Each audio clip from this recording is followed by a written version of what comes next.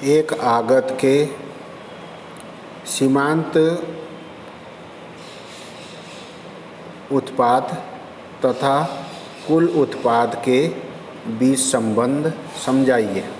आज समझेंगे हम इस भाग में एक आगत के सीमांत उत्पाद तथा कुल उत्पाद के बीच संबंध क्या होता है।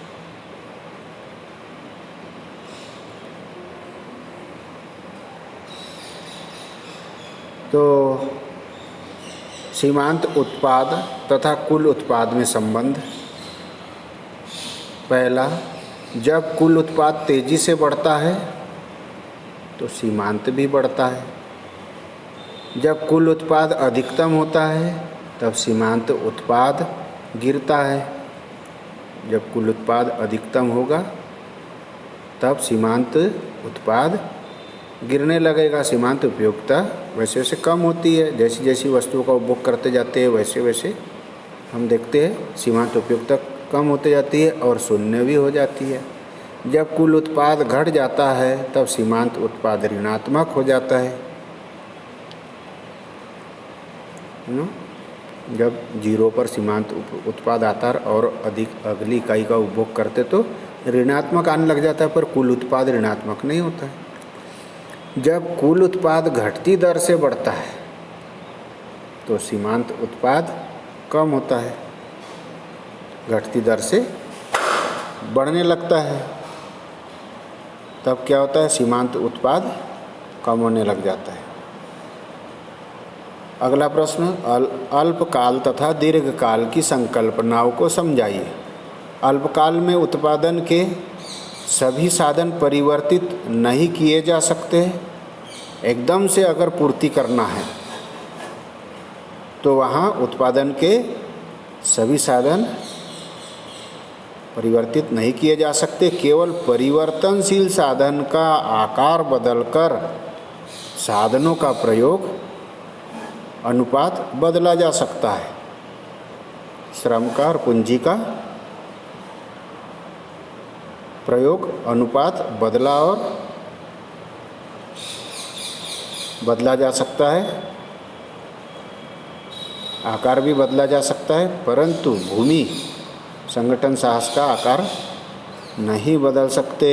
इसके विपरीत दीर्घकाल में उत्पादन के पैमाने, प्लांट का आकार या उत्पादन क्षमता में परिवर्तन किया जा सकता है, जिससे साधनों का प्रयोग अनुपात एक समान बना रह सकता है। अर्थात दीर्घकाल में उत्पादन के सभी साधन परिवर्तित किए जा सकते हैं और अल्पकाल में उत्पादन के केवल परिवर्तनशील साधन ही परिवर्तित किए जा सकते हैं, वो भी थोड़े बहुत। यानी सीधा कहा जा सकता है परिवर्तित नहीं किए जा सकते और दीर्घकाल में उत्पादन साधन परिवर्तित किए जा सकते हैं। अगला प्रश्न छोटा सा है, पूर्ति के आवश्यक तत्व कौन कौन से हैं।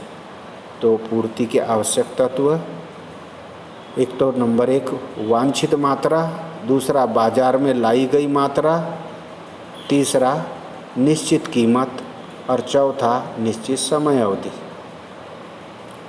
वांछित मात्रा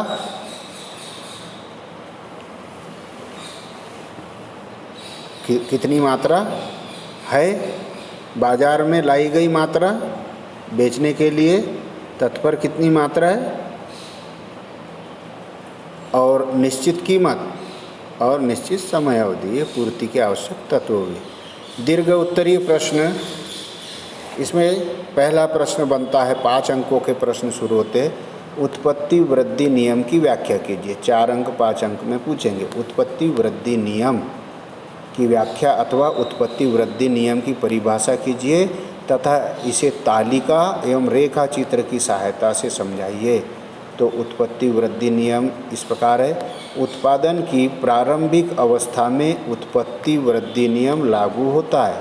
अपन ने देखा उत्पादन जैसे शुरू होता है तो प्रारंभिक अवस्था में उत्पत्ति वृद्धि नियम लागू होता है।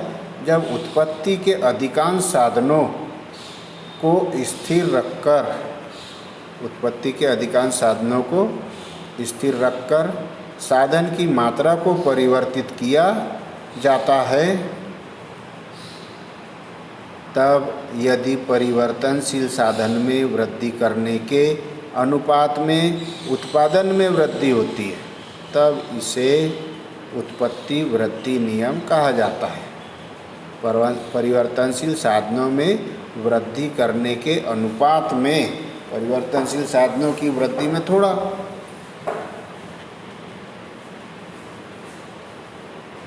थोड़ी वृद्धि हुई, परंतु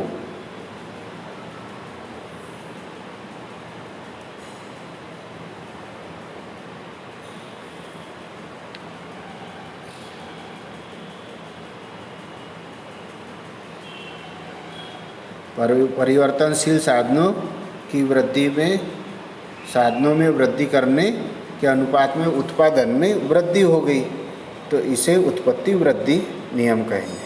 परिभाषा: बेनहम के शब्दों में जब कारकों के सहयोग में एक कारक के अनुपात को बढ़ाया जाता है, कारकों के सहयोग में एक कारक के अनुपात को बढ़ाया जाता है, तब एक सीमा तक उस कारक की सीमांत उत्पादकता में वृद्धि होगी।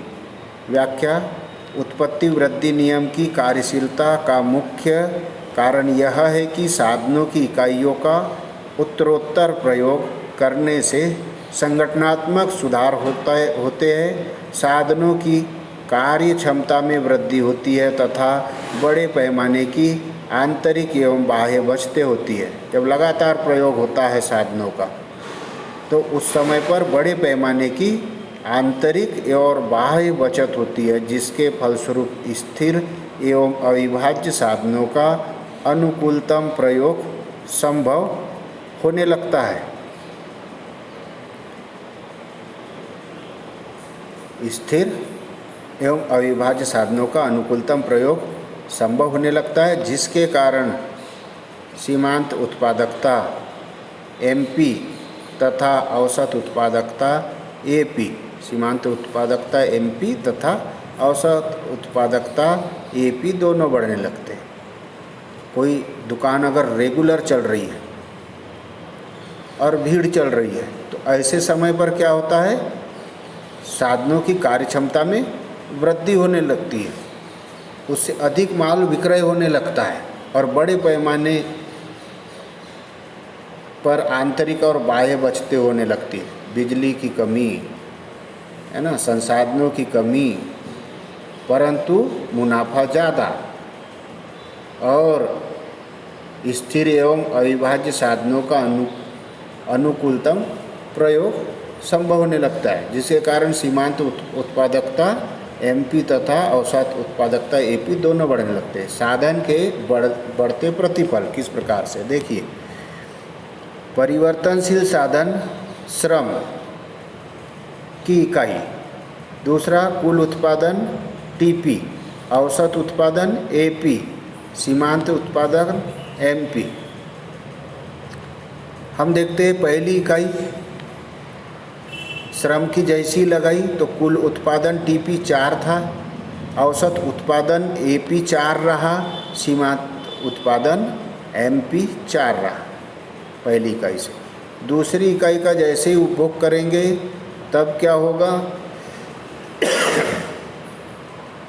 कुल उत्पादन 10 हुआ, औसत उत्पादन 5 हुआ और सीमांत उत्पादन MP 6 हुआ।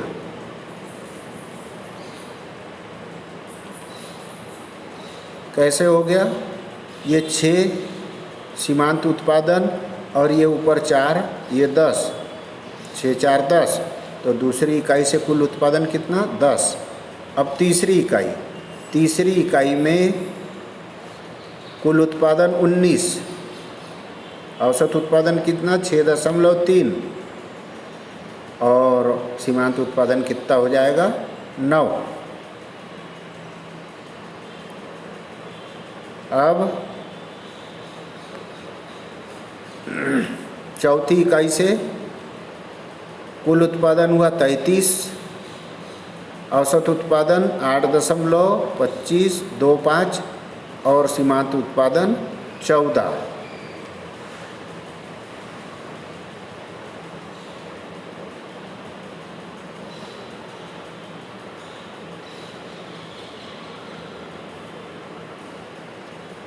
पाँचवीं इकाई से कुल उत्पादन 51, औसत उत्पादन 10.2 और सीमांत उत्पादन 18। और छठवीं इकाई से सीमांत उत्पादन प्राप्त हुआ 76, औसत उत्पादन हुआ 12.7 और सीमांत उत्पादन हुआ 25। तो यहाँ देख रहे हैं हम उत्पत्ति वृद्धि नियम की कार्यशीलता का मुख्य कारण यह है कि साधनों की इकाइयों का उत्तरोत्तर प्रयोग करने से संगठनात्मक सुधार होते जाता है, साधनों की कार्य क्षमता में वृद्धि होती है तथा बड़े पैमाने की आंतरिक एवं अविभाज्य साधनों का अनुपात प्रयोग। अब इसको समझते हैं चित्र द्वारा।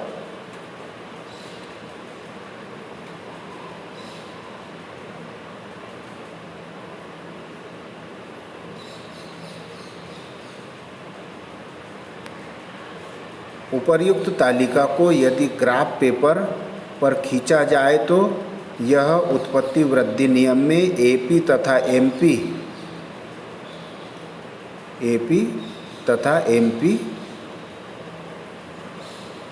की चित्र के अनुसार आकृति प्राप्त होगी। चित्र से स्पष्ट है।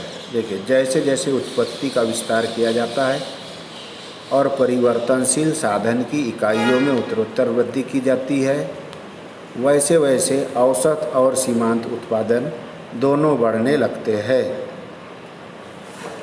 किंतु एमपी में वृद्धि की प्रकृति एपी की प्रवृत्ति की तुलना में शीघ्रता से होती है। 0 पर क्या दिखाया गया है? वेरिएबल फैक्टर, और OY पर एपी और एमपी दिखाया गया। तो एपी औसत उत्पादन और एमपी वक्र सीमांत उत्पादन वक्र। तो हम देख रहे हैं यहाँ पर कि औसत उत्पादन थोड़ा थोड़ा बढ़ रहा है, सीमांत उत्पादन ज़्यादा बढ़ रहा है। अगला प्रश्न, पूर्ति का अर्थ बताइए एवं पूर्ति को प्रभावित करने वाले तत्वों को समझाइए। पहले भी समझ गए हम इनको। पूर्ति का अर्थ किसी वस्तु की पूर्ति से अभिप्राय वस्तु की उन मात्राओं से है जिन्हें एक विक्रेता विभिन्न संभव कीमतों पर एक निश्चित समय में बेचने को तैयार रहता है। मांग की पूर्ति भी किसी समय की अवधि तथा कीमत से जुड़ी होती है। थॉमस के अनुसार वस्तुओं की पूर्ति वह मात्रा है जो एक बाजार में किसी निश्चित समय पर विभिन्न कीमतों पर बिकने के लिए प्रस्तुत की जाती है। पूर्ति को प्रभावित करने वाले कारक, पहला, वस्तु की अपनी कीमत धनात्मक होती है। वस्तु की अपनी कीमत तथा पूर्ति की गई मात्रा में प्रत्यक्ष संबंध होता है। जब किसी वस्तु की कीमत बढ़ती है तो उसकी पूर्ति की जाने वाली मात्रा भी बढ़ती है, और जब किसी वस्तु की कीमत घटती है तो उसकी पूर्ति की जाने वाली मात्रा भी कम होती जाती है। अन्य बातें समान रहने पर फैशन रुचि और आय नहीं बढ़ना चाहिए है अन्य बातें। दूसरा, अन्य संबंधित वस्तुओं की कीमत ऋणात्मक होती है। पहले भी समझा हमने। वस्तु की पूर्ति उसकी अन्य संबंधित वस्तुओं की कीमत पर भी निर्भर करती है। यदि एक किसान के पास 4 एकड़ ज़मीन है जिस पर वह गेहूँ या चावल उगा सकता है और चावल की कीमत बढ़ जाए तो वह चावल उगाएगा, अतः चावल की कीमत बढ़ने से गेहूँ की पूर्ति कम हो जाएगी तथा विपरीत।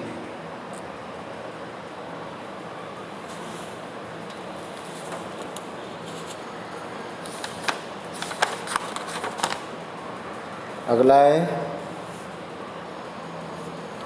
उद्योग में फर्मों की संख्या धनात्मक, किसी वस्तु की बाजार पूर्ति फर्मों की संख्या पर निर्भर करती है। एक उद्योग में फर्मों की संख्या जितनी अधिक होगी बाजार पूर्ति भी उतनी अधिक होगी तथा विपरीत होगी। चौथा है उत्पादन के कारकों की कीमत ऋणात्मक, वस्तु के उत्पादन में प्रयोग होने वाले कारकों की कीमत में वृद्धि होने से वस्तु की उत्पादन लागत बढ़ जाती है और लाभ कम हो जाता है, अतः पूर्ति में कमी आ जाती है। इसके विपरीत उत्पादन के कारकों की कीमत कम होने पर उत्पादन लागत कम हो जाती है और लाभ बढ़ जाता है, अतः पूर्ति में वृद्धि हो जाती है। चौथा है तकनीकी स्थिति। उत्पादन तकनीकी में सुधार होने से प्रति इकाई उत्पादन लागत कम हो जाती है, इससे पूर्ति में वृद्धि होती है तथा उत्पादन तकनीक पुरानी व चलन से बाहर होने पर उत्पादन लागत बढ़ जाती है, इससे पूर्ति में कमी होती है। छठवां है सरकारी नीति। सरकार की कर तथा आर्थिक सहायता की नीति भी पूर्ति को प्रभावित करती है। कर तथा पूर्ति में ऋणात्मक और आर्थिक सहायता तथा पूर्ति में धनात्मक, आर्थिक सहायता तथा पूर्ति में धनात्मक, कर तथा पूर्ति में ऋणात्मक है संबंध। सरकार की कर तथा आर्थिक सहायता की नीति भी पूर्ति को प्रभावित करती है। कर तथा पूर्ति में ऋणात्मक और आर्थिक सहायता तथा पूर्ति में धनात्मक संबंध होता है। इसका अर्थ है कि जब किसी वस्तु पर कर बढ़ता है तो पूर्ति में भी कमी हो जाती है तथा जब किसी वस्तु पर कर कम होते हैं तो उसकी पूर्ति में वृद्धि हो जाती है। दूसरी ओर जब आर्थिक सहायता में वृद्धि होती है तो पूर्ति में वृद्धि होती है और जब आर्थिक सहायता में कमी आती है तो पूर्ति में कमी होती है। अगला प्रश्न हम अगले पीडीएफ में समझेंगे। तो आज का होमवर्क